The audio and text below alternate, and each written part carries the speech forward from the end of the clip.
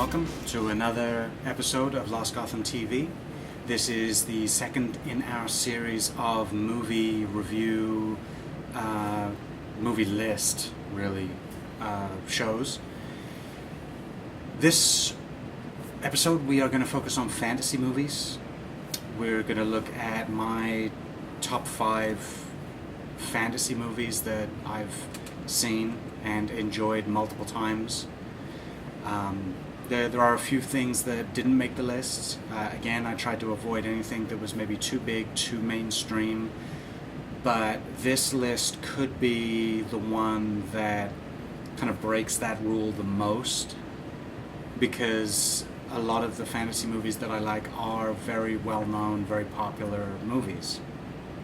So I'll let you decide, because even though they are popular, well-known movies in my circles, maybe you as filmmakers haven't heard of them, or you've heard of them and you've never really thought to go watch them, and so now is your opportunity. I'm not going to be listing like every movie that I love in the fantasy genre. I do love a lot of fantasy movies, but I'm going to be focusing on 5. That means I have to leave a lot out. Things like The Crow. It's a comic book movie. I am talking about the original Brandon Lee version here. It's a comic book. It's dark. It's gritty. You know, does it fall into science fiction or action? For me, it falls into fantasy. Even though it is set in a realistic city. I can't remember exactly if it is a real city or not, but for me, it counts as fantasy enough. It is a fantasy movie. But even though I love it and I've watched it many times, it didn't make it onto the list. Things like Never-Ending Story, a great movie from my childhood, didn't make it onto the list. To make it onto this list, I really had to have seen the movies a lot and really loved them. The first movie on the list is definitely a classic, one of Jim Henson's best movies. And he's made some great movies before he passed away. But this movie for me is my favorite, and that is The Labyrinth. As a teenager, even before that, I don't know, I would have been like 10 or not 9 or 10 or something when that came out. So I mean, it came out at the perfect formative time for me, and the kind of fairy tale aspects of it was like a fairy tale, but not like a Cinderella, Beauty and the Beast kind of thing, even though it does definitely have elements of Beauty and the Beast. It was much more gritty and weird, and you know, okay for boys. I think it's okay for everyone. I mean, it's got a strong female protagonist, but it's got so much going on. It is fun for everyone. It is a great movie, great for kids, great for the whole family. It does have some scary moments, but again, that's scary for kids. So it has a lot going on. Comedy, action, scary stuff. Amazing artwork by Brian Froud.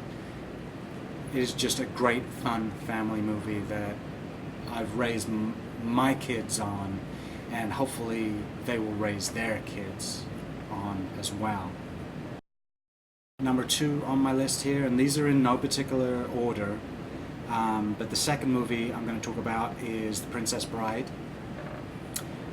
Again, classic cult favorite movie. A host of great actors, a fun story based on a book by William Goldman, I think. It's fun, it's got action, it's got comedy, it's got dramatic moments in it, and again, it's just fun for the whole family.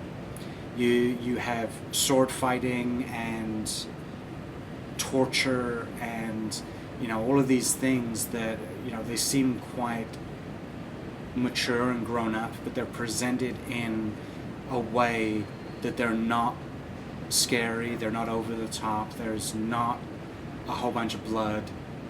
You know, I mean, I love horror movies. I love blood, but when it comes to family movies and things, you don't always want that stuff.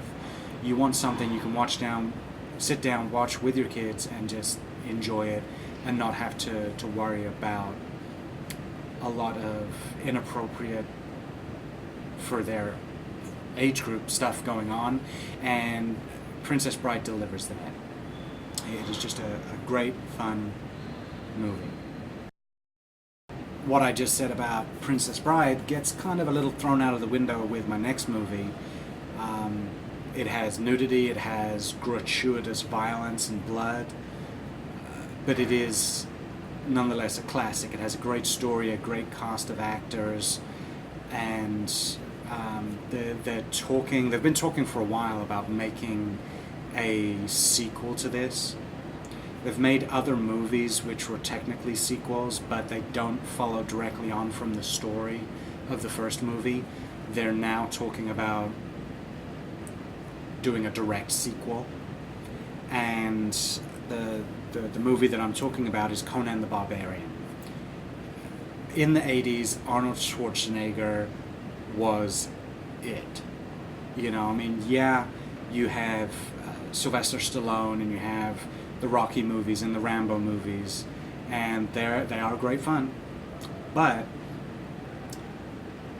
for me, Conan the Barbarian is kind of swords and sorcery, sandal wearing, big bulging muscle barbarian fun stuff.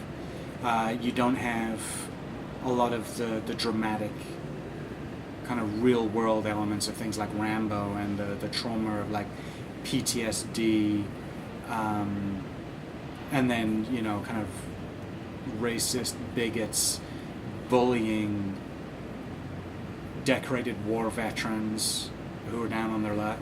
You know, it's a very different kind of feeling. You know, Rambo, great movie,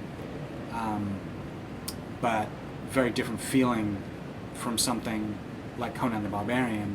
And what Conan the Barbarian does for me, and this kind of follows up on Labyrinth. I think it's in the Labyrinth special features. There's an interview with Jim Henson, and in that he talks about what he kind of wants in a movie and like his kind of thoughts on movie making, and that's something that I live by. And it's basically that he wanted to walk out of a movie theater feeling better than when you walked in, and Conan the Barbarian does that for me. You know, it's got a sad, dramatic story for the beginning of his life, but then Conan overcomes those things and triumphs, and it's a little bittersweet at the end, and that's hopefully something that the direct sequel would address, and should be hopefully very interesting. Next movie on my list, very similar to Conan the Barbarian, similar vintage, couple of years later, but still that sword and sorcery, sandal fantasy stuff. It was probably a movie that was made to cash in on the success of films like Conan the Barbarian. There were a lot of these fantasy movies made during the 80s, and like Conan, this is one of the best, and it is Beastmaster. I know as a kid, and even as an adult, the people who watched this as a kid, to this day, I know I still want to own a couple of ferrets and call them Kodo and Podo. The idea of being able to soar with an eagle and see through their eyes, and to control a panther or a tiger. The different movies change up the cat that gets used. But yeah, it's a fun movie. It's got the same elements as Conan. You have the tragedy in youth, but then overcoming that and triumphing as an adult and beating the bad guy. It gives you that sense of rightness at the end.